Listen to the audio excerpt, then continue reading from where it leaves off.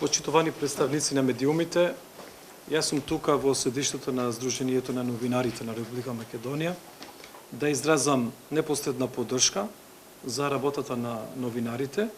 Го известив председателот на Сдруженијето дека вчера секторот за внатрешни работи Скопје поднесол кривична пријава против еден потенцијален сторител на кривичното дело насилство, предвидено и казниво според членот 386 од Кривичниот законник на Република Македонија.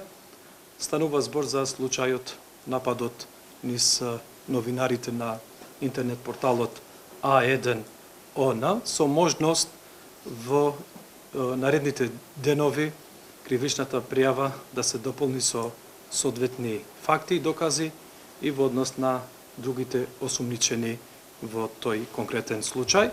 И сакав да пренесам пораката дека никој не е над законот, секој еден ден ќе сноси одговорност.